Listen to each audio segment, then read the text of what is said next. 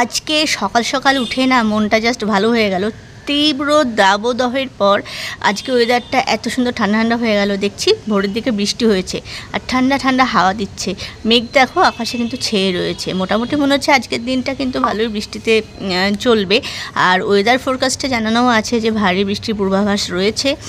তো যাই হোক, চলো ছাদে একটু পায়চারি করে নিই। আর এরকম ভেজা ভেজা ছাদে না ঘুরে বেড়াতে আমার বেশ লাগে। আর আজকে তোমাদের সঙ্গে শেয়ার করব আমার বাবার ছাদ বাগান। হ্যাঁ, শহরের বুকে ছাদের উপরে এরকম সবজি চাষ করার বাগান দেখতে না ভীষণ ভালো লাগে। কত ধরনের ফুল দেখো, শীতের ফুল গাছগুলো কিন্তু এখনও বেশ টাটকা আছে। চন্দ্রমল্লিকা ফুলগুলো দেখছো, তবে হ্যাঁ শীতকালের মতো ফুল কিন্তু হয় না। আর এখানে দেখো জবার কালারটা হালকা পিঙ্ক কালার আর মিডিলটা হচ্ছে রানী কালার। অসাধারণ না? বৃষ্টির জল পড়ে পাতাগুলো যেন সবুজ রং আবার নতুন করে ফিরে পেয়েছে। কোন শাক? সাদা শাকগুলো দেখ, ঝুড়ি নেয় তো মামায়, ঝুড়ি। এবার চলো ছাদের উপরে কিছু সবজি গাছ দেখে নিই। তো এখানে দেখতে পাচ্ছ একটা লেবু গাছ দেখাচ্ছি। এটা কিন্তু গন্ধরাজ লেবু। এর সাইজটা আরও বড় হবে, তবে স্মেল মনে হয় খুব একটা ভালো না। যাই হোক, এখানে কুমড়ো পাতা দেখাচ্ছি না, দেখাচ্ছি কুমড়ো ফুল। আগেরবার যখন এসেছিলাম বেশ অনেক কটা কুমড়ো ফুল ফুটেছিল। তো বড়া দিয়ে ভাত খেতে না বেশ লাগে। তো তোমরা কে কে ভালোবাসো এরকম কুমড়ো ফুলের বড়া দিয়ে ভাত খেতে? আর এখানে দেখতে পাচ্ছ মাছের উপরে গাছটাকে দেওয়া হয়েছে। তার পাশেও ছাদে অনেকটা জায়গা আছে, যদিও ওই ছাদে আমরা বিশেষ কেউ একটা নামি না। আর এই শাকগুলো কী শাক চিনতে পারছো? যারা চেনো তারা বুঝবে। এগুলো হচ্ছে সাদা শাক। যেমন লাল শাক আমরা খাই, সেগুলো হচ্ছে সাদা শাক। তো আজকে এই সাদা শাকগুলো তোলা হবে। আর ঠিক করেছে আজকে নিজেদের ফসলের, মানে নিজেদের জমির আর কি, সে ছাদের জমি হোক না কেন, সেখানকার শাকগুলো তুলে রান্না করা হবে। তো এখানে দেখতে পাচ্ছ কাগজি লেবু দেখাচ্ছি। কাগজি লেবুগুলো কিন্তু প্রচণ্ড সুন্দর একটা মানে গন্ধের লেবু। আর এইরকম মানে যে গাছ আমাদের দিয়েছিল কলমের গাছ, তো আমিও একটা নিয়ে গেছিলাম। সেটার ছোট জায়গা বলে আর সেটা হয়নি ঠিক মতো। তো এই লেবুগুলো সাংঘাতিক সেন্টেড একটা লেবু। আর এ পাশে দেখতে পাচ্ছ পাতিলেবু দেখাচ্ছি।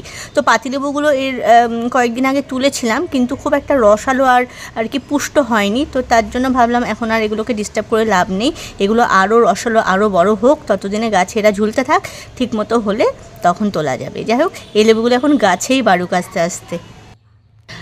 আর এপাশেও কিছু মেলানো মেশানো গাছ রয়েছে, ফুলের গাছের সাথে কিছু সবজির গাছ। যেমন এখানে দোপাটি মনে হয় ফুলটা, আমি ঠিক মতো নাম জানি না। তো এই ফুল গাছও রয়েছে, আর বেশ কিছু জবা গাছ রয়েছে, আছে গোলাপ গাছ। আর হ্যাঁ, রজনীগন্ধা স্টিকও এখানেও বেশ 2-4টে হয়েছিল। কিন্তু রজনীগন্ধা গাছ লাগালে না অনেকটা ছড়ানো জমি লাগে।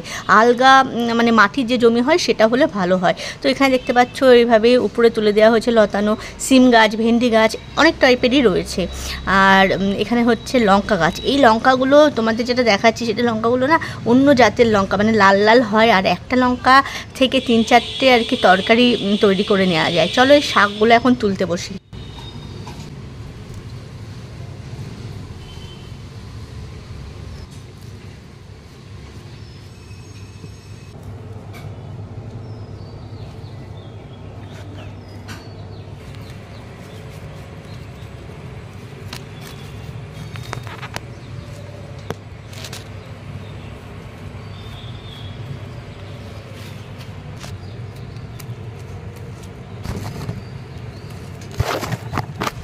শীতে ঠিক এইখানটাতেই বোনা হয়েছিল লাল শাক। তো এই একটা লাল শাক দেখো উঠে আসলো, সাদা শাকের সাথে লাল শাক উঠে আসলো।